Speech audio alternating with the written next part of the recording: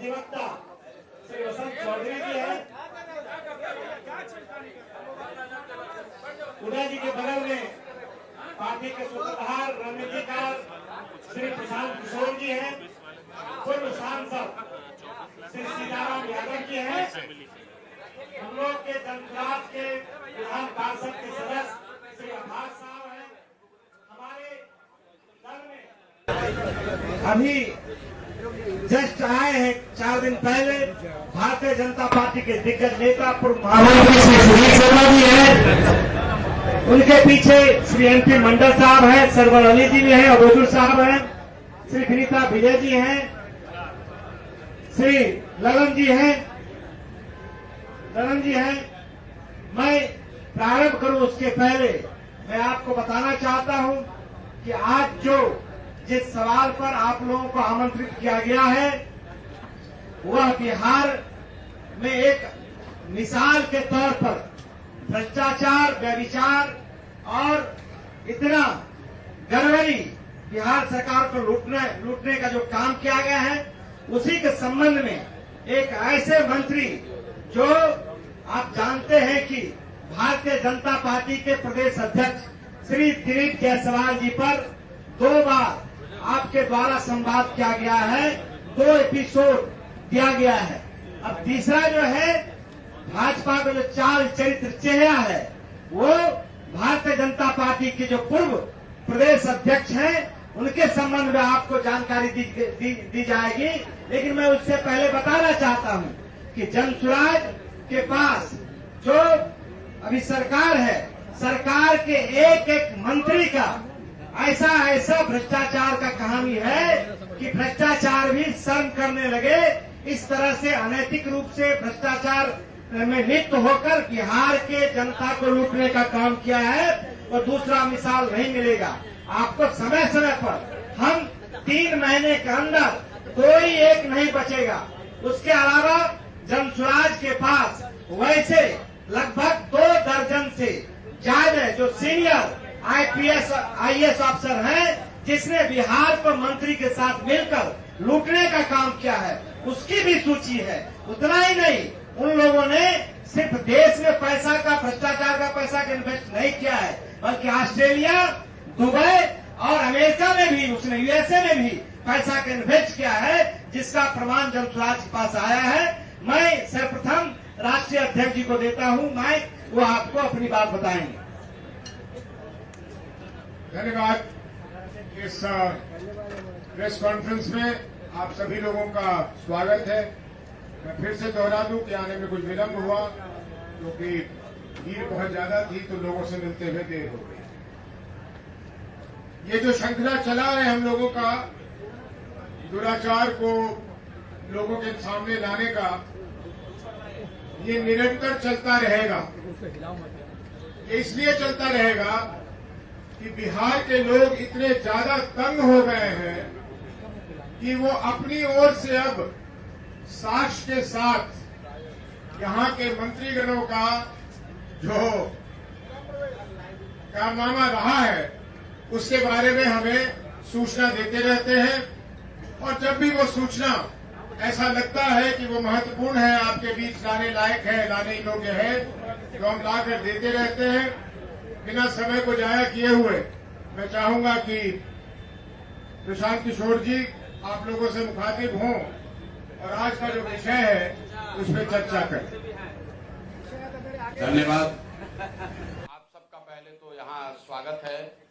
मैं माइक की संख्या देख रहा हूँ और ये बताता है कि बिहार में मीडिया की ताकत अभी कितनी है और इसको कोई मैनेज नहीं कर सकता।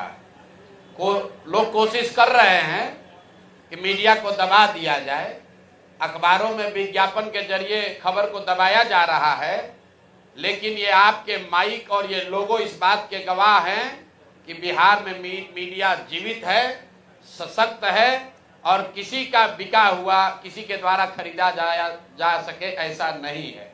तो मैं तहे दिल से आप सबका शुक्रिया अदा कर रहा हूं इस करेज के लिए, इस मिट्टी के प्रति जो आपकी जवाबदेही है, सबसे बढ़कर प्रोफेशन से भी ज्यादा बिहार के लोगों के प्रति जो आपकी सोच है, जो आपकी जवाबदेही है, उस कर्तव्य बोध को लेकर आप यहाँ आए हैं, उसके लिए व्यक्तिगत तौर पर मैं आपका हृदय से आभार व्यक्त कर रहा हूँ। कुछ लोगों ने कि जब दिलीप जायसवाल जी पर 2 किस्त जारी हुआ तो लोगों ने मुझे बताया कि लगता है कि प्रशांत किशोर को दिलीप जायसवाल ने मैनेज कर लिया। कुछ मीडिया साथियों ने यह भी बताया कि सम्राट चौधरी जी अब हमको भाई बता रहे हैं, कुछ नेतागण हमको पढ़ा लिखा ज्ञानी बता रहे हैं, कोई हमको महान बता रहा है। तो भैया सबका धन्यवाद है, हमारे लिए आपने अच्छे शब्द कहे, उसके लिए हम आपके शुक्रगुजार हैं। लेकिन मीडिया के सामने ये स्पष्ट कर रहा हूं कि मैं भाई भतीजावाद नहीं करता हूं, जाति धर्म में मेरा कोई यकीन नहीं है, और चाहे आप हमारे जाति के हैं या हमारे भाई हैं, हमारे मित्र हैं या हमारे रिश्तेदार हैं, अगर आपने गलती किया है तो आपको छोड़ा बख्शा नहीं जाएगा। उसी की कड़ी में आज हम आपसे मुखातिब हैं और आज हम लोग जहां से खत्म किए थे वहीं से शुरू करेंगे। दिलीप जायसवाल से शुरू खत्म हुआ था तो दिलीप जायसवाल से ही शुरू करेंगे, नहीं तो लोग कहेगा ना दिलीप जायसवाल से समझौता हो गया। तो इतना आप समझ लीजिए, आपके जरिए बिहार की जनता को भी बता रहे हैं, बिहार में अभी किसी के पास इतना पैसा नहीं है कि प्रशांत किशोर का ईमान खरीद सके। दिलीप जायसवाल तो बहुत छोटी चिड़िया है, इतना अभी ताकत नहीं है कि हमारा ईमान खरीद सके। तो ये कितने भ्रष्ट लोग हैं अभी इसकी जानकारी देंगे, लेकिन उससे पहले मैं आपका 2 मिनट समय लेना चाहता हूं। बिहार की एक त्रासदी, बिहार के एक बच्चे के साथ त्रासदी हुई है और ये समय इसलिए ले रहे हैं कि आज देश के गृह मंत्री अमित शाह जी यहां आ रहे हैं। आपको बता दूं कि अभी आपने कल खबर पढ़ी होगी, संतोष ऋषि देव करके किशनगंज के खुरखुरिया गांव का एक लड़का है, 16-17 साल का संतोष ऋषि देव। वो हरियाणा में, जो खबर कल इंडियन एक्सप्रेस में छपी है, करीब करीब 2 महीना तक उसको बंधुआ मजदूर बनाकर लोगों ने वहां रखा था। उसका हाथ कट गया, हाथ में इन्फेक्शन होने की वजह से उसका हाथ एम्प्यूट करना पड़ा है। इसकी जानकारी आपको अभी देनी जरूरी है। क्यों हम लोग पलायन की इतनी बात करते हैं, जरा आप दर्द समझिए। ये लड़का 3 अपने साथियों के साथ यहां से गया हरियाणा दिल्ली। 1 महीने में उनका पैसा खत्म हो गया। रेलवे स्टेशन पर वो लोग वापस आ रहे थे, हरियाणा के किसी व्यक्ति ने उस लड़के को झांसा दिया कि आकर हमारा गाय बैल का काम करोगे तो तुमको 10,000 रुपया महीना देंगे। डेस्परेट स्थिति में ये लड़का उस व्यक्ति के साथ हरियाणा के उस गांव में चला गया जहां पर ये व्यक्ति उसको ले गया और 1.5 महीना तक बिना किसी 1 रुपया दिए हुए उसको सिर्फ जीने भर खाना दिया गया है। उस लड़के को उससे बंधुआ मजदूरी कराई गई है और चारा, गाय का चारा काटते समय उस लड़के का मशीन में हाथ चला गया जिससे उसकी उंगलियां कट गई। उसका इलाज करने के बजाय, कराने के बजाय, मदद करने के बजाय उसको गंदे कपड़े से उसके हाथ को बांध के वैसे ही खून गिरते हुए उसको गाड़ी में बैठाकर बेहोशी के हालत में उस व्यक्ति ने, उस परिवार ने किसी पहाड़ी के नीचे हरियाणा में छोड़ दिया। ये भला हो वहां पर 2 शिक्षकों का जिन्होंने उस बच्चे को देखा और उसको ले जाकर पुलिस के हवाले किया। आज वो लड़का पीजीआई अंबाला में भर्ती है, उसका हाथ काटना पड़ा है। तो मेरा पहला सवाल अमित शाह जी से है कि आप आ रहे हैं बिहार में, बिहार के लोगों को बड़ी बड़ी बात कहोगे। हरियाणा में भाजपा की सरकार है जिसकी वजह से हरियाणा में जहां पर बिहार के बच्चे के साथ ऐसा कुकृत्य किया गया है, उसका हाथ कट गया।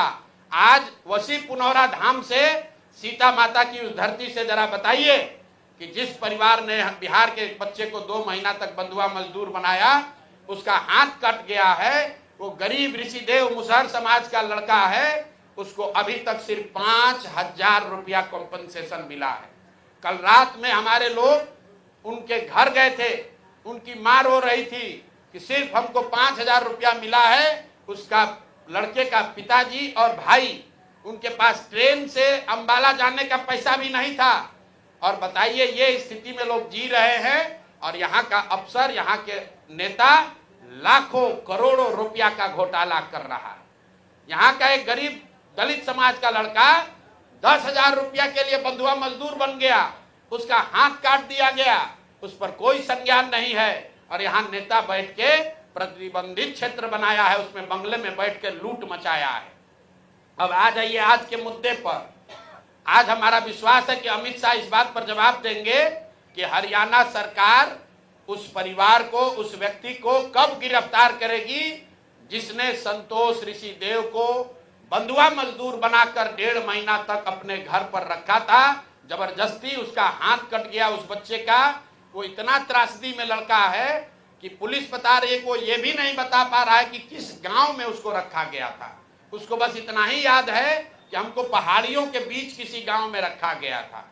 तो मैं आपके जरिए भाजपा से, खासकर गृह मंत्री अमित शाह जी से अनुरोध कर रहा हूं, हरियाणा में भाजपा की सरकार है, आप लोग बिहार में आकर वोट मांगते हैं, बिहार के किसी बच्चे को के साथ ऐसा विभत्स घटना हुआ है, कृपा करके इसका संज्ञान लीजिए और उस परिवार को, उस दोषी को तुरंत वहां पर गिरफ्तार किया जाना चाहिए और इस बच्चे को सुटेबल कंपनसेशन पहले हरियाणा सरकार को देना चाहिए और बिहार सरकार में भी जो कान में तेल डालकर बैठे हैं, इनको भी उस बच्चे को मदद करनी चाहिए। और आगे मैं उस बच्चे से आपको मिलाऊंगा, अभी उसका ट्रीटमेंट चल रहा है, अगले प्रेस कॉन्फ्रेंस में मैं आपको बताऊंगा। वो लड़का खुद आपको बताएगा कि उसके साथ किस किस तरह की विभत्स घटना घटी है। अब आइए आज के मुद्दे पर। दिलीप जायसवाल जी मेरे भाई, हमने आपको कहा था कि ये कॉलेज कब्जा किए हुए हैं, 25 वर्ष से किए हुए हैं और बिहार के सभी अलग अलग दलों के नेताओं को पैसे के दम पर, कॉलेज में एडमिशन के दम पर और कई तरह का प्रलोभन के दम पर अपना सत्ता बनाए हुए हैं। उनके द्वारा उन पर जो इल्जाम है राजेश शाह के मर्डर का, वो घटना भी आपको विस्तृत बताई गई है, उस पर भी अभी ना उन्होंने कोई जवाब दिया, ना कोई कार्रवाई हुई। भाजपा वालों ने अभी तक कोई कार्रवाई नहीं की। अब आ जाइए हमारे अमंगल काल वाले मंगल पांडे जी का। मंगल पांडे जी को क्यों कह रहे हैं? मंगल पांडे जी और दिलीप जायसवाल दोनों एक दूसरे के भारी मित्र हैं। मित्र कैसे हैं? अब बताइए, 20 में कोविड हुआ, कोविड में जब आप मारे फिर रहे थे, यहाँ के लोगों को दवा नहीं मिला, ऑक्सीजन नहीं मिला, लोगों को दवा, डॉक्टर, अस्पताल का जुगाड़ नहीं हुआ, उस समय के स्वास्थ्य मंत्री उस समय दिल्ली में फ्लैट खरीद रहे थे। फ्लैट किसने और खरीद कैसे रहे थे? दिलीप जायसवाल जी के मदद से। तो फ्लैट का नंबर और नाम नोट कर लीजिए। द्वारका में flat number 001 CGHS limited, plot number 11 sector 6 Dwarka new Delhi में भाई साहब ने अपनी पत्नी के नाम से, उर्मिला पांडे जी के नाम से, इन्होंने 86 लाख रुपया पेपर पर है, 86 लाख रुपए में इन्होंने फ्लैट खरीदा। तो कोई बड़ी बात नहीं है भाई, कोई भी फ्लैट खरीद सकता है। अब बड़ी बात क्या है ये समझिए। इन्होंने जो फ्लैट खरीदा, इसका पैसा कहां से आया? इसका पैसा पहले तो ये जब फ्लैट का रजिस्ट्रेशन हुआ तो फ्लैट के विटनेस हैं हम लोग के माननीय सदस्य, भारतीय जनता पार्टी के अध्यक्ष दिलीप जायसवाल जी। और वहां पर अब ये देखिए, ये चलाते हैं अवैध मेडिकल कॉलेज। और उस समय के स्वास्थ्य मंत्री मंगल पांडे जी जब फ्लैट खरीदते हैं तो उसके विटनेस हैं दिलीप जायसवाल, फोटो के साथ। अभी आपको ये डॉक्यूमेंट जारी करेंगे। अब आप कहिएगा कि भैया दोस्त मित्र हैं, एक ही साथ एक ही पार्टी में है, विटनेस है, तो इसमें क्या गलत हो गया? कोई गलत नहीं है। अब ये समझिए कि 86 लाख रुपया आया कहां से? 86 लाख रुपया, उसका एक बड़ा हिस्सा सीधा 30 लाख रुपया आया है। मंगल पांडे जी के पिताजी का नाम है अवधेश पांडे। अवधेश पांडे जी ने ये पैसा भेजा अपने बहू को, उर्मिला पांडे जी को। अब हम लोगों ने सोचा भाई अवधेश पांडे जी के पास इतना पैसा कहां से आया? अब आप देख लीजिए, अब इनको समझ में आएगा कि किससे ये उलझे हैं। 6 तारीख को 6/9/2019 को 6/8/2019 को ये दिलीप जायसवाल का अकाउंट नंबर है, आरटीजीएस से दिलीप जायसवाल ने 25 लाख रुपया अपने अकाउंट से, ध्यान दीजिए, एलिगेशन नहीं है, ये बैंक का डॉक्यूमेंट है, आरटीजीएस नंबर नोट कर लीजिए। दिलीप जायसवाल ने अपने अकाउंट से 25 लाख रुपया अवधेश पांडे जी को दिया, जो मंगल पांडे जी के पिताजी हैं, और अवधेश पांडे जी ने उस पैसे को आगे ट्रांसफर कर दिया उर्मिला पांडे जी को, जो मंगल पांडे जी की पत्नी है। और ये पैसा वहां से इन लोगों ने दिया फ्लैट खरीदने के लिए 86 लाख रुपया अलग अलग लोगों से लेकर। अब आप कहिएगा भैया अभी भी मंगल पांडे ये कह सकते हैं कि हमको फ्लैट खरीदना था, हमने दिलीप जायसवाल से उधार लिया। दोस्त मित्र हैं, साथ में राजनीति करते हैं।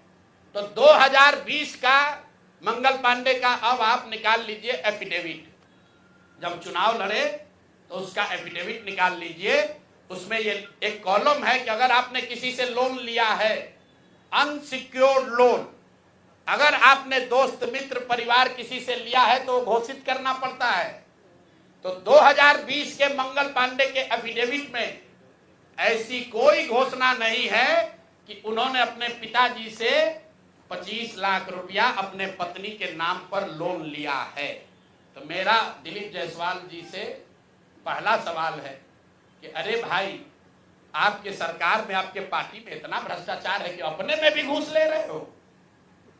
ये मंगल पांडे के लिए हमने कहा कि आदमी कॉटन बैंडेज में भी पैसा लेते हैं, तो लोगों ने कहा ये आदमी को क्या प्रूफ है, अनुमान लगाइए। डॉक्टरों से पैसा ले रहे एक बात है, वेंडर से पैसा ले रहा है एक बात है, अरे अपने दल के नेता को भी नहीं छोड़ रहे। अपने दल के नेता दिलीप जायसवाल से पैसा लिए हैं, हेल्थ मिनिस्टर रहते हुए, और बजाबता हिम्मत देखिए, बैंक से लिया है। आरटीजीएस का डिटेल है, आप डेट नोट कर लीजिए, 6/8/2019 को आरटीजीएस के माध्यम से दिलीप जायसवाल जी के अकाउंट से 25 लाख रुपया मंगल पांडे जी के पिताजी अवधेश पांडे जी को दिया गया, जिस अकाउंट से 10 दिन के बाद पैसा उर्मिला पांडे जी के अकाउंट में गया, और उर्मिला पांडे जी ने उसी अकाउंट के पैसे से आगे जो पेमेंट किया है अपने फ्लैट को खरीदने के लिए, वो सारा डिटेल भी यहां पर आपको उपलब्ध है। कुल 6 ट्रांजैक्शन है, पंजाब नेशनल बैंक के 6 बार ट्रांजैक्शन हुए हैं, जिसमें 86 लाख रुपया गया है। तो ये जो हम लोगों ने देखा, ये 86 लाख रुपया आया कहां से? तो उर्मिला पांडे जी के पास पैसा आया अवधेश पांडे जी के पास से, जो मंगल पांडे जी के पिताजी हैं, और मंगल पांडे जी के पिताजी के पास पैसा कहां से आया? वो पैसा आया दिलीप जायसवाल से। तो अब आप देख लीजिए कि दिलीप जायसवाल और मंगल पांडे कितने जिगरी यार हैं, कितना इनका आपस में दोस्ती है। ये भाई साहब हेल्थ मिनिस्टर हैं, आज दिलीप जायसवाल जी मेडिकल कॉलेज चला रहे हैं। ये हालत है यहाँ पर। अब आप कहिएगा कि इससे कौन सा बड़ा बात है। अब दूसरा इनका सुन लीजिए, मंगल पांडे जी का। इन्होंने ये पैसा लेने के बाद, जैसा कि प्रतीत हो रहा है कि इनको पैसा मिला, उसके बाद 2019 तक ये जो कॉलेज है, medical college, MGM medical college Kishanganj, इसको डिग्री देने का अधिकार नहीं था। ये बीपी मंडल, जो वहां पर बीएन मंडल यूनिवर्सिटी है, उसके जरिए ये लोग डिग्री देते थे। तब सीधा क्विड प्रो को में आ जाइए। पैसा लिए, फ्लैट खरीदने में दिलीप जायसवाल ने मदद की, और बदले में मेडिकल कॉलेज को डीम्ड यूनिवर्सिटी बना दिया गया, ताकि 20 बरस से जिस कॉलेज को डिग्री देने का अधिकार नहीं था, वो बीएन मंडल यूनिवर्सिटी मधेपुरा से के थ्रू डिग्री देता था, वो डायरेक्ट डिग्री देने लगा। ये हैं हम लोग के भाई साहब, मंगल काल लाने वाले मंगल पांडे का पहला केस। दूसरा सुन लीजिए, 2022 में बिहार सरकार ने, इन पर इतना लंबा है कि आज 2 जारी कर रहे हैं, 2 डोज जारी करेंगे। सुबह शाम डॉक्टर मेडिकल के हैं, स्वास्थ्य मंत्री, तो ओडी से काम नहीं चलेगा, इनको सुबह शाम वाला 2 डोज दिया जाएगा। एक तो पहले जवाब दे कि 25 लाख रुपया दिलीप जायसवाल से लिए हैं कि नहीं आरटीजीएस से। 6 अगस्त 2019 को आरटीजीएस के माध्यम से दिलीप जायसवाल से मंगल पांडे के पिताजी के अकाउंट में पैसा आया है कि नहीं, और जो पैसा आया उस पैसे का इस्तेमाल उन्होंने दिल्ली में द्वारका में फ्लैट खरीदने के लिए किया है कि नहीं। तीसरी बात, जो फ्लैट खरीदा गया उसमें दिलीप जायसवाल विटनेस के तौर पर कैसे है ये बताएं। चौथी बात, अगर आपने ये पैसा उनसे लिया था तो 2020 के अपने इलेक्शन एफिडेविट में इसको क्यों नहीं जारी किया ये बता दीजिए। एक किस्त यहां जारी हो गया, अब शाम का डोज ले लीजिए। ये भाई साहब लोग, बिहार सरकार में फरवरी 2022 में 1000 एम्बुलेंस खरीदने का टेंडर जारी किया गया। 1000 एम्बुलेंस मतलब करीब करीब 200 करोड़ रुपए का टेंडर जारी किया गया। बिड नंबर है GM 2022 B 1943713। ये बिहार सरकार का डॉक्यूमेंट है। 1000 एम्बुलेंस खरीदने की बात की गई, जिसमें यह कहा गया कि 466 एम्बुलेंस टाइप सी का होगा और 534 जो है वो एडवांस लाइफ सपोर्ट वाले एम्बुलेंस होंगे। देखिए कि लोगों के स्वास्थ्य के साथ क्या खिलवाड़ हो रहा है। Type C, type D, type B, ये जो है गवर्नमेंट ऑफ इंडिया ने स्पेसिफाई किया हुआ है कि एम्बुलेंस की कैटेगरी है कि टाइप बी में क्या क्या होना चाहिए, टाइप सी में क्या होना चाहिए। ऑल ओवर इंडिया में गवर्नमेंट ने इसको स्टैंडर्डाइज कर दिया है, गवर्नमेंट ऑफ इंडिया ने, ताकि लोग ऊपर नीचे न करें। तो बिहार सरकार ने 2022 में 1000 एम्बुलेंस खरीदने का टेंडर जारी किया। उसमें 466 टाइप सी के एम्बुलेंस खरीदे गए, करीब करीब 19.5 लाख रुपए प्रति एम्बुलेंस की दर से। 19,58,257 रुपया एक एम्बुलेंस का दाम है टाइप सी का। उसमें सबसे अब यूनिक बात सुनिए, एम्बुलेंस बनाने वाले दो ही यहां पर पूरे देश में जो ओरिजिनल इक्विपमेंट मैन्युफैक्चरर हैं, एक है टाटा मोटर और दूसरा है फोर्स मोटर। सरकार ने उस समय दोनों को अलाउ किया, बिहार सरकार ने ही। उसमें बिड हुआ, एम्बुलेंस जो खरीदा गया है वो खरीदा गया 19,58,257 रुपये में। 2 बरस के बाद अभी 222 और एम्बुलेंस खरीदा गया। 22 अप्रैल 2025 मंगल पांडे जी हैं यहां पर स्वास्थ्य मंत्री। तो इन्होंने 3 ही बरस में 22 से 25 होने में अब एम्बुलेंस का दाम बढ़ के कितना हो गया, 27,47,580 रुपया। मतलब हर एम्बुलेंस पर 7,90,000 रुपया दाम को बढ़ा दिया गया। ये कैसे हुआ, इतना बड़ा करिश्मा। इस बार बिड में टाटा मोटर के सप्लायर्स को हटा दिया गया टेक्निकल ग्राउंड पर। क्यों हटाया गया, सुन लीजिए कितना हास्यास्पद है। टाटा मोटर का जो सप्लायर था उसका टेक्निकल ग्राउंड पर बिड इसलिए कैंसिल किया गया क्योंकि सरकार का कहना है कि हम लोग वो एम्बुलेंस चाहते हैं जिसमें सिर्फ पेशेंट वाले विंग में एसी हो, ड्राइवर वाला केबिन में एसी न हो। टाटा मोटर ने कहा कि हम उतने ही पैसे में हम पूरे एम्बुलेंस में एसी देंगे जिसमें ड्राइवर के पास भी एसी होगा और पेशेंट वाले में भी एसी होगा। फोर्स मोटर ने यह कहा, या उनके जो डीलर हैं, कि नहीं, हमारे जो ड्राइवर वाला केबिन है उसमें एसी नहीं है, पेशेंट वाला में एसी है। इसका इस्तेमाल करके टाटा मोटर को बिड से टेक्निकली डिस्क्वालीफाई कर दिया गया। और जो 19 लाख का एम्बुलेंस है उसको 28 लाख में अभी सरकार ने खरीदा है। अभी ये पेमेंट हो गया है। जिस एंटिटी को ये मिला है, ये वही एंटिटी है जिसको पहले 450 करीब 444 एम्बुलेंस का कॉन्ट्रैक्ट मिला था। उस एंटिटी के खिलाफ एक और शर्त सुनिए, जब ये कॉन्ट्रैक्ट दिया गया 450 एम्बुलेंस का, तो उसमें शर्त थी कि हर जिले में उस कंपनी का कम से कम एक सर्विस सेंटर होगा, तभी उसका बिड कंटिन्यू होगा। 22 में 450 एम्बुलेंस खरीदा गया।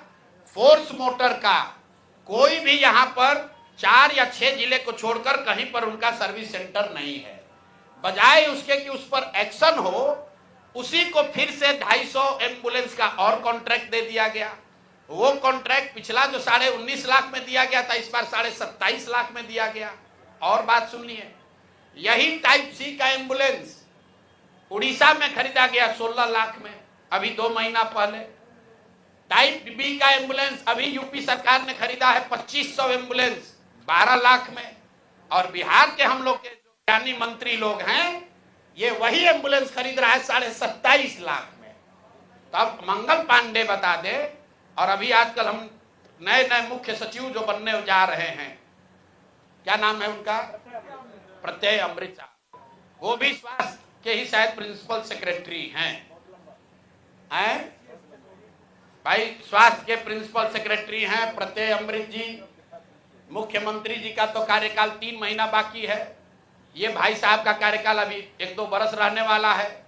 तो आप यहाँ प्रिंसिपल सेक्रेटरी हैं, आप बता दीजिए कि 600 एम्बुलेंस आपने किस शर्त पर खरीदा है, क्यों 19.5 लाख पेमेंट को बढ़ाकर 27.5 लाख किया गया है, और अभी और 400 450 एम्बुलेंस का टेंडर जारी किया जा रहा है। कुल 1000 एम्बुलेंस खरीदा जाना है, 1250 एम्बुलेंस, एक एम्बुलेंस का दाम करीब 25 लाख रुपया है। आप वेबसाइट पर जाइएगा, फोर्स मोटर टाइप सी के एम्बुलेंस का मार्केट रेट वेबसाइट पर बता रहा है 21 लाख। अब बिहार सरकार खरीद रही है उसको 28 लाख में। 21 लाख का अगर आप बल्क के खरीदार हैं तो आप नीचे न कीजिएगा, रेट कम होना चाहिए। बिहार सरकार ने खुद 19.5 लाख में लिया था, अब उसको बढ़ा के 28 लाख कर दिया। तो मेरे भाई मंगल पांडे जी, बिहार में सिर्फ आप ही का मंगल काल चल रहा है, अब बहुत दिन से चल रहा है। बहुत ज्यादा लूट रहे हैं, घर खरीद रहे हैं, अपने बीवी बाल बच्चों का उपाय कर रहे हैं, लंबा लंबा फेंक रहे हैं। तो अब जरा बिहार के लोगों का अमंगल होना बंद हो, इसके लिए बताइए कि पैसा आप दिलीप जायसवाल के साथ मिलकर लिए हैं कि नहीं। और दिलीप जायसवाल का मैं क्यों ये बता रहा हूं ये समझिए। दिलीप, मैंने पिछले वार्ता में कहा था, दिलीप जायसवाल के मेडिकल कॉलेज से बिहार में सबसे ज्यादा आयुष्मान कार्ड के जरिए सबसे ज्यादा पैसे की निकासी की गई है। आयुष्मान कार्ड का अभी सीईओ कौन है, आयुष्मान कार्ड का यहां मुख्य पदाधिकारी कौन है? दिलीप जायसवाल के साथ रहे हुए पीएस, कम से कम कितने साल रहे हैं पीएस, और उनके साथ काम किए हुए अधिकारी, आप लोग जाइएगा, अभी नाम लेना उचित नहीं है।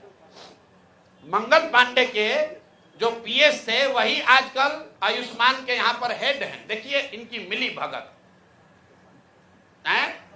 शशांक जी, वो पहले मंगल पांडे के पीएस थे, अभी आयुष्मान के हेड हैं। आयुष्मान कार्ड के स्कीम के जरिए करोड़ों रुपए की उगाही की निकासी की गई है दिलीप जायसवाल के मेडिकल कॉलेज के द्वारा, और वही मेडिकल कॉलेज के मालिक मुखिया दिलीप जायसवाल चेक से दिलीप मंगल पांडे को पैसा दे रहे हैं। अब ये पूरा सर्किल आप समझ लीजिए और आप जवाब दे दीजिएगा। एक और बात मुझे कहना है, हम पर कल कुछ उन्होंने टीका टिप्पणी की है, तो यहाँ आरजेडी वाले 2-3 बरस हाथ पांव मारे कि प्रशांत किशोर के खिलाफ कुछ निकाले, तो 2-3 बरस बेचारे खोज खाज के निकाले कि इसका पिताजी का सरनेम है पांडे, इसके अलावा कुछ निकला नहीं। हमारे खिलाफ कुछ नहीं मिला तो कहा कि इनके पिताजी का सरनेम है पांडे, पंडित जी हैं, ऐसा उसका इल्जाम है। उसी तरह भाजपा वाला कहा ना हम लोग तो ज्यादा पढ़े लिखे हैं, हम लोग प्रशांत किशोर को एकदम इनका कच्चा चिट्ठा खोल देंगे। तो कल क्या बताया, एक केस में जो 2018 में जब मुझे जदयू मैंने छोड़ा था, तो मुझ पर दबाव बनाने के लिए नीतीश कुमार की पार्टी ने एक फर्जी यहाँ केस कराया था। केस क्या है ये सुनिए, चोरी का नहीं, डकैती ठेकेदारी का नहीं, केस ये है कि हम बात बिहार की एक जो फेसबुक पेज चलाते हैं, ये हमारा आइडिया नहीं है, किसी दूसरे लड़के ने पहले इसको सोचा था। अब देखिए ये लोग कहते हैं कि हम बिजनेसमैन हैं, हमारा अगर इन्हीं की बात मान लें, हमारा बिजनेस क्या था, नारा लिखना भी हमारा बिजनेस का हिस्सा था। तो देश भर का नारा लिख रहे हैं हम, और हमारा बात बिहार की लिखने के लिए हम दूसरे का चोरी करके लाए। ये मामला कोर्ट में गया, कोर्ट ने इसको सिरे से खारिज कर दिया। हाई कोर्ट गया, वहां पर भी जजमेंट रिजर्व है, क्वेश होने के लिए कोई इसमें केस नहीं बनता है। केस चोरी का नहीं है, धोखाधड़ी का नहीं है, केस ये है कि जो प्रशांत किशोर बात बिहार की का फेसबुक पेज चला रहे हैं, ये प्रशांत किशोर से पहले किसी दूसरे लड़के ने सोचा था, ऐसा उस लड़के का दावा है। तो भैया अभी डीडी न्यूज भी चला रहा है बात बिहार की, वो भी यही चला रहा है। तो डीडी न्यूज पर भी 2-4 वो केस कर दो भाई, वो लोग भी हमारा चोरी किया है। बात बिहार की जन सुराज का, प्रशांत किशोर का 2018 से चलने वाला पेज है, जिस पर 21 लाख से ज्यादा लोग जुड़े हुए हैं। हर दिन कम से कम 5 करोड़ लोग उस पेज पर वीडियो, ऑडियो और जन सुराज का देखते हैं कार्यक्रम, और ये कह रहा है कि ये हम चोरी करके लाए। और अंतिम बात कि भाई सरकार आपकी, राज्य में सरकार आपकी, केंद्र में सरकार आपका, अगर हमने ऐसा कोई गलत काम किया है तो जैसे दिलीप जायसवाल हम पर फर्जी केस करने का कोशिश किए, जैसे आपके कार्यकर्ताओं ने हमारे खिलाफ केस किया, जैसे बिहार सरकार ने केस किया है, तुम भी केस कर दो, पुलिस को भेज दो, हमको पकड़ लो, कोई रोक तो रहा नहीं है। अरे भाई हम गलती की, हमको पकड़ लीजिए, दिक्कत क्या है।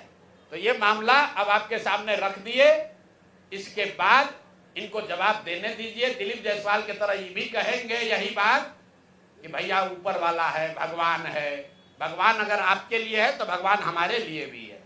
भगवान अगर आपके हमारे लिए है तो उन गरीब लोगों के लिए भी है जिसका हक मार रहे हो, जिन लोगों को लूट रहे हो उनका भी है।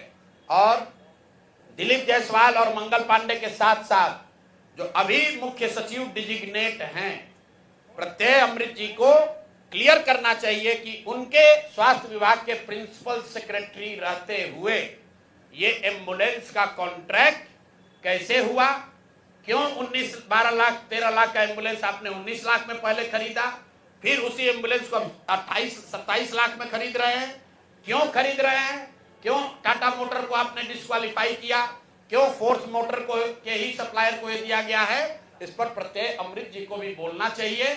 इसलिए कि अभी आपको यहाँ मुख्य सचिव बनना है। 2 साल बिहार की जनता का आप पर भरोसा है, आप सबसे बड़े यहाँ के पदाधिकारी होंगे, तो आपको बताना चाहिए कि इसकी सच्चाई क्या है। शायद हम लोग को समझने में कुछ गलती हो रही है, तब प्रेस करके पढ़े लिखे व्यक्ति हैं। कल हम कहीं पढ़ रहे थे कि बहुत पढ़े लिखे व्यक्ति है, हिंदू कॉलेज में पढ़े हैं, पढ़ने में बहुत मेधावी रहे होंगे तभी IAS है। तो भैया हम लोग को अगर पढ़ने समझने में कुछ कमी है, दिक्कत आ रही है, तो प्रत्यय अमृत प्रेस करके बता दे कि उसी एम्बुलेंस को जो अभी 2 साल पहले आपने 19.5 लाख में खरीदा था, उसको अभी 27-28 लाख में क्यों खरीदा है। जिसको आपने कॉन्ट्रैक्ट दिया उसने कॉन्ट्रैक्ट का सारे वायलेशन किए हैं, फिर उसी एजेंसी को काहे दे रहे हो। स्वास्थ्य मंत्री तो हैं ही, लेकिन अधिकारियों को भी ध्यान रखना है। साइन भैया फाइल पर आप ही कर रहे हो, मंत्री नहीं कर रहा है। तो अगर आप पकड़े, पशुपालन घोटाला में लोग पकड़े गए तो नेता तो पकड़े ही गए, अधिकारी भी नापे गए। और बिहार में जो एक धारणा बन गई है कि लालू जी चोर है, भाई ठीक है लालू जी चोर है नहीं है, उसका आपने इल्जाम लगाया, कोर्ट ने उसका संज्ञान लिया, जांच हुआ, जो उनको सजा होनी थी हो गई। लेकिन जैसा मैंने अभी पिछले अपने साक्षात्कार में कहा था कहीं, ये भाजपा वाले ये राजद से भी ज्यादा चोरी कर रहे हैं। ये लोग कंबल ओढ़कर घी पी रहे हैं, अपने आप को चाल चरित्र चेहरा वाला बताकर सबसे ज्यादा भ्रष्टाचार कर रहे हैं। और ये वो भाजपा नहीं है जो गोविंदाचार्य जी ने बनाया, ये वो भाजपा नहीं है जो कैलाशपति मिश्र जी की भाजपा थी। ये ठगों की, बदमाशों की, भ्रष्ट नेताओं की भाजपा है, और हम लोग इसको जनता के सामने ला रहे हैं। अब नेक्स्ट किस पर जारी होगा वो भी आपको बता देंगे। अब आपका कोई सवाल है तो कर लीजिए। हाँ सामने अब दिखिए नहीं रहे, इधर से बोलिए। आए आए कन्यादान किए हैं, कौन कन्यादान किए हैं कल। तो अब इससे हम लोग को क्या दिक्कत है। अगर मान लीजिए कुछ भला काम, देखिए आप अच्छा काम कीजिएगा तो उससे आपका किया हुआ पाप कटेगा नहीं, उसकी भरपाई तो करनी ही पड़ेगी। सनातन को समझने वाले जो लोग हैं वो है अकाउंट बराबर है, गलत करोगे गलत पाओगे, अच्छा करने से गलत कटेगा नहीं। अगर आप किसी गरीब व्यक्ति की, महिला की, बच्ची की शादी करा रहे हैं, उससे अगर आप एम्बुलेंस में घोटाला किए हैं तो उससे जान नहीं बचेगा। प्रशांत जी, क्या इस मामले में मुख्यमंत्री नीतीश कुमार भी दोषी हैं? मेरे भाई हम वही बात बोलते हैं जो हमारे सामने तथ्य है, सामने डॉक्यूमेंट है, आप देख लीजिए। 2 डॉक्यूमेंट हमने दिया, ये नहीं कहा कि दिलीप जायसवाल और मंगल पांडे में मिली भगत है। हमने सीधा बैंक का आपको डिटेल दिया है। या तो बैंक वाले बता दे कि ये डॉक्यूमेंट फर्जी है, या दिलीप जायसवाल और मंगल पांडे बता दे कि नहीं ये ट्रांजैक्शन नहीं हुआ है। और 25 लाख रुपया अगर ट्रांजैक्शन हुआ है, हम बाकी और ट्रांजैक्शन दे सकते हैं। अभी आपको 25 लाख का दे रहे हैं, उनसे आप पूछ लीजिए कि दिलीप जायसवाल के अकाउंट से 6 अगस्त 2019 को आपने अपने पिताजी के अकाउंट में 25 लाख रुपया लिया कि नहीं लिया, इतना बता दीजिए। उसके बाद बाकी और अकाउंट जारी कर देंगे।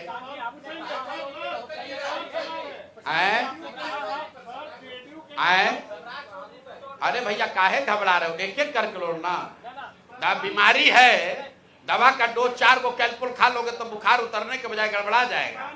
एक दिन में 2 ही पैरासीटामोल खाना है।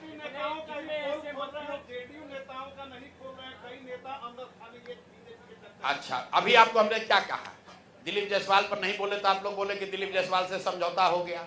मंगल पांडे को छोड़ दिए तो आपने कहा कि तो इन्हीं के जात के हैं इसलिए छोड़ दिया। अरे भैया छोड़ेंगे किसी को नहीं, ना जात को ना भात को, छूटेगा कोई नहीं। गलती अगर आपने किया है तो आप बचिएगा नहीं। बिहार की राजनीति में आपने ये दौर देखा है, माननीय सुशील मोदी जी थे, वो डॉक्यूमेंट वगैरह लेकर प्रेस वार्ता करते थे, इन चीजों को उजागर करते थे। सुशील जी के जाने के बाद कोई नेता यहाँ एक दूसरे पर इल्जाम नहीं लगाता है। सब सोच रहा है तुम भी लूटो हम भी लूटेंगे, ठीक है ना। आपने कहा जदयू का, तो जैसे मैंने पहले कहा था, भाजपा के यहाँ चाल चरित्र चेहरा को दिखाने वाले 3 लोग हैं। दिलीप जायसवाल जो राज्य के अध्यक्ष हैं, जो राजद के राबड़ी जी के मुंह बोले भाई हैं, तेजस्वी जी के मामा हैं। दूसरा यहाँ पर बड़े नेता मंगल पांडे, जो बिहार में मंगल काल की बात कर रहे हैं, जो भी भाजपा के अध्यक्ष रहे हैं, यहाँ पर मंत्री भी रहे हैं, बड़ा बड़ा दावा करते हैं। तीसरा यहाँ पर सम्राट चौधरी हैं। ये 3 के अलावा और कोई बड़ा नेता जिसमें आपका रुचि है वो भी आप हमको बता दीजिए, उसका भी बता दिया जाएगा। अब सर्वेश जी हैं, भाई कोर्ट ने पहले कन्विक्ट कर दिया कि फर्जी दवा बनाता है, अब उस पर क्या प्रेस कॉन्फ्रेंस करना है। वो तो कोर्ट ने जीवेश जी, सॉरी जीवेश, देखिए नाम भी भूल गए, इतना लोग है, जीवेश मिश्रा, राजस्थान की कोर्ट ने कह दिया ये आदमी फर्जी दवा बनाता है, अब उस पर क्या प्रेस कॉन्फ्रेंस करना है, तो सामने आ गई बात। ये तो जो लोग छुपे हुए हैं, अपने आप को रामराज्य का ध्वजवाहक बता रहे, बिहार के लोगों को गुमराह कर रहे, उन पर न प्रेस वार्ता होगी। आपकी रुचि अगर किसी व्यक्ति में तो बता दीजिए। नित्यानंद राय यहाँ बिहार में कहाँ राजनीति करते हैं? अरे माइकवा में लेके बोलो ना। आए मेरे भाई, जन सुराज लीगल फर्म नहीं है, जन सुराज राजनीतिक दल है। राजनीतिक दल के तौर पर तथ्यों के साथ, प्रमाण के साथ हमारा कर्तव्य है हम लोगों का कि हम ये जानकारी जनता के बीच में आपके माध्यम से रखें। जहां तक लोगों को लीगल मदद देने की बात है, जैसे राजेश शाह का मामला है या मेडिकल कॉलेज के अवैध कब्जा का मामला है, उसको लीगली प्रोसेस किया जा रहा है, लेकिन आपको जरिए पहले जनता को बताया तो जाए कि ये लोग कर क्या रहे।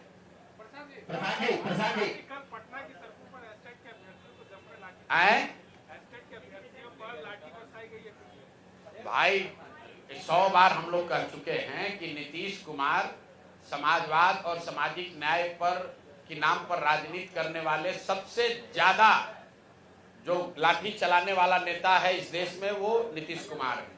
कई लोग हमको कहता है कि भैया आप उनके स्वास्थ्य पर मत बोलिए, बड़ा अब दया आती है, अब बेचारगी हो गई है नीतीश कुमार की। कभी कभी हमको भी लगता है, मेरा बहुत मधुर संबंध रहा है उनसे, कि व्यक्तिगत तौर पर उनको अब हम क्या बोले, शारीरिक मानसिक तौर पर थक गए, लेकिन हर 2-4 दिन पर जो घटनाएं होती हैं वो झकझोर देती है।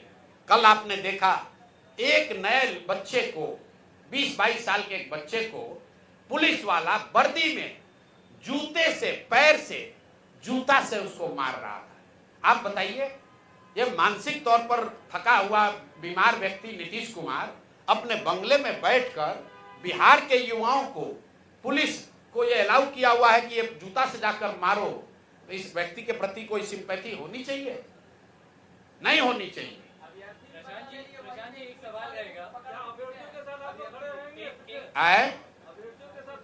अरे भैया, अभ्यर्थियों के साथ आप ये बताइए कि 3 वर्ष में हम लोगों ने आंकड़ा जारी किया है, 84 से ज्यादा अलग अलग समूहों पर लाठियां चली हैं पटना में, वो चाहे अभ्यर्थी हो, छात्र हो, आशा वर्कर हो, आंगनवाड़ी हो, सरपंच हो, मुखिया हो, रसोईया हो, सांख्यिकी वाले हो, राज्य कर्मी हो, कोई वर्ग बाकी नहीं है।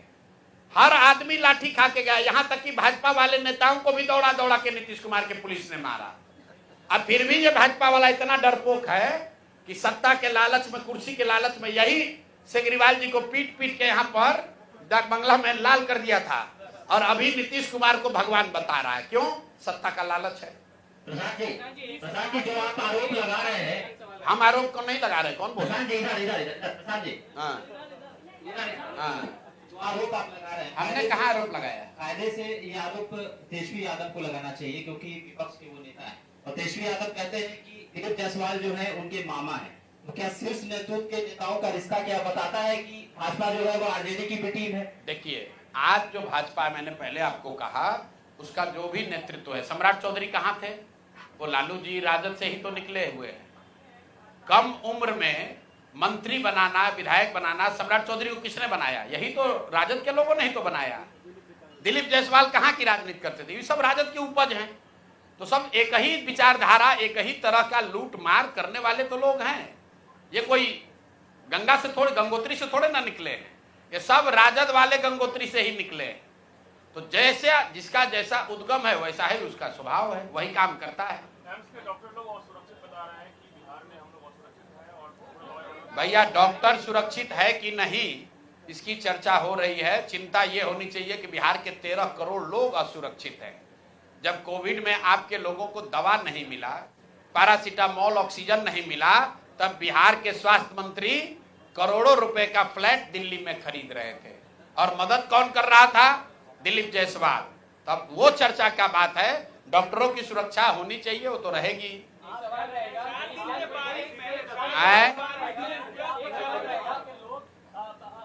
पहले आप लोग ये बताइए कि दिलीप जायसवाल पर 2 केस जारी हुआ था, आप लोग सब लोग शांत काहे हो गए? हमको आप लोग कह रहे हैं कि प्रशांत किशोर मैनेज हो गया। मीडिया वाला कितना लोग मैनेज हो रहे हैं? ए भाई, बिहार के लिए जगते रहिए।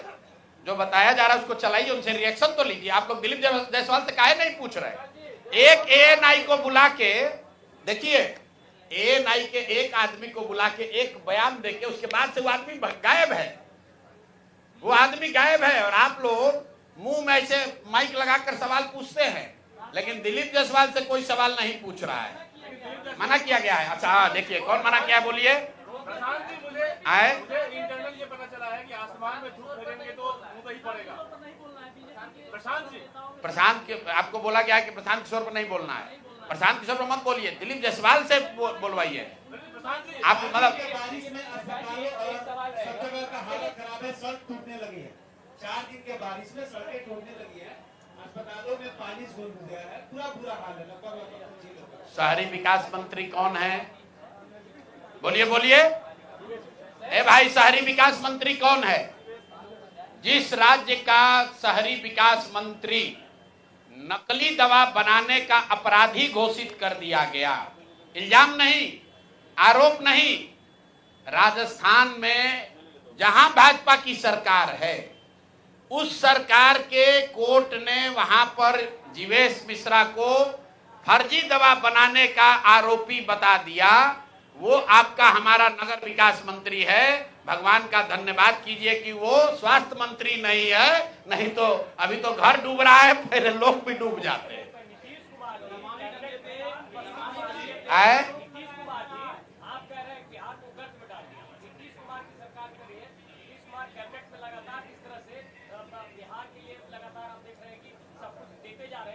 अच्छा ठीक है, देते जा रहे हैं तो भाई हमारी बात मत मानिए। नीति आयोग का वेबसाइट खोल लीजिए। देश का सबसे गरीब राज्य कौन? बिहार। देश का सबसे अशिक्षित राज्य कौन? बिहार। देश में सबसे ज्यादा बेरोजगारी कहाँ? बिहार में। सबसे ज्यादा पलायन कहाँ? बिहार में। सबसे कम किसानों की स्वनिधि राशि किसको कहाँ मिली? बिहार में। मनरेगा का यूटिलाइजेशन सबसे कम कहाँ हुआ? बिहार में। प्रधानमंत्री आवास योजना में सबसे कम घर कहाँ बने? बिहार में। अरे भाई, तुम तो अपनी सरकार की योजना को भी लागू नहीं कर रहे हो। मनरेगा में बिहार सरकार का यूटिलाइजेशन है 39%। अब प्रधानमंत्री आवास योजना में यूपी में बिहार के मुकाबले 10 गुना ज्यादा घर बन गया। किसानों को जो 6,000 रुपया मिलता है, 2,000 रुपया, उसमें पूरे देश में पर कैपिटा बेसिस पर सबसे कम किसानों को बिहार में मिल रहा है पैसा। क्यों? क्योंकि सरकार उसका बैंक और आधार कार्ड भी जमा नहीं करा पा रही है। तो कैबिनेट में क्या फैसला कर रहे हो? कैबिनेट में फैसला ये हो रहा है कि 30 वर्ष में पहली बार लालू का डर दिखाकर अब एनडीए को वोट मिलने वाला नहीं है। जनसुराज की व्यवस्था आ गई। अगर जनसुराज नहीं होता तो कैबिनेट में एक प्रस्ताव पारित होता कि लालू का जंगल राज न लौटे, इसलिए एनडीए को वोट दो। अब तो वो बात चलेगा नहीं। अगर आप कहिएगा लालू का जंगल राज न लौटे तो लोग कहेगा हाँ भाई लालू का जंगल राज न लौटे, लेकिन तुम भी मत लौटो, अब जनसुराज लौटेगा, जनसुराज आएगा। तो अब वो डर से, देखिए इसका डर, मैं हमेशा कहता हूं, आप लोग कहते हैं कौन जीतेगा कौन हारेगा, जनसुराज के होने से हम लोग का कोई विधायक नहीं, कोई मंत्री नहीं, हम लोग ना पक्ष में ना विपक्ष में, लेकिन जनसुराज का डर इतना है कि 20 बरस में जो वृद्धों का, दिव्यांगों का, विधवाओं का पेंशन 400 रुपया से बढ़कर 410 नहीं हुआ, वो एक ही बार में 1100 हो गया।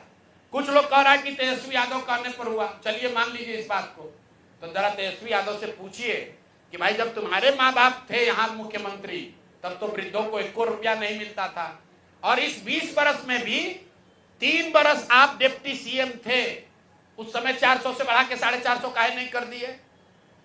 अभी आशा का मानदेय बढ़ गया, रसोईया की सैलरी डबल हो गई।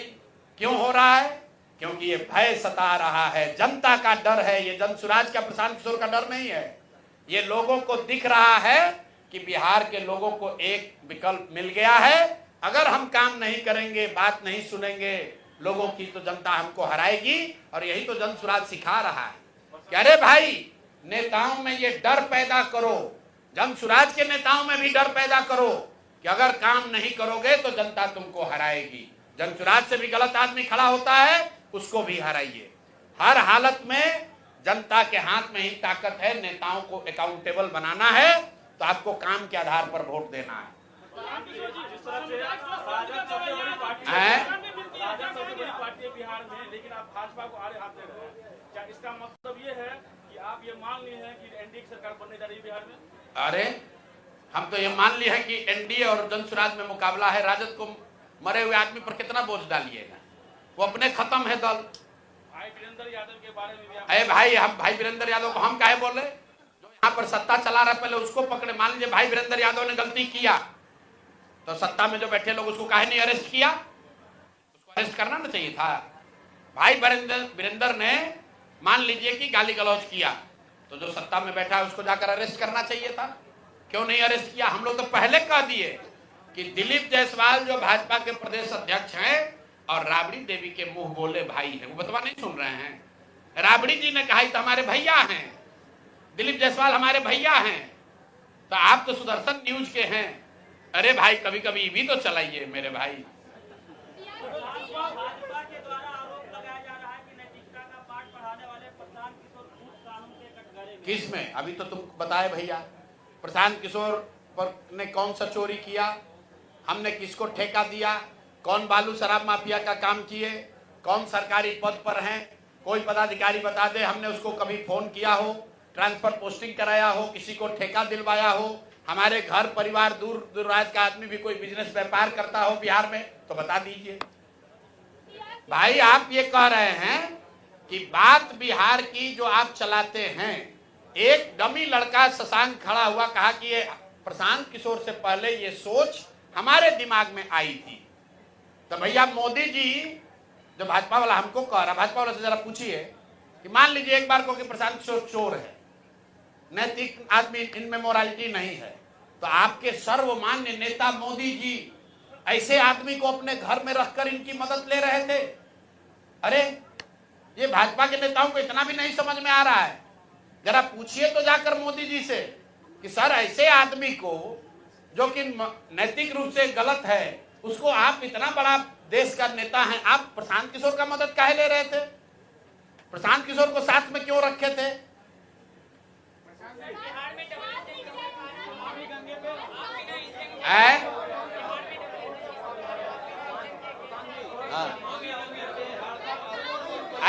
सवाल नेताजी लोग से भी पूछिए आप लोग, और अगले प्रेस कॉन्फ्रेंस के लिए भी मटेरियल रखिए। आज जिसको सुनिए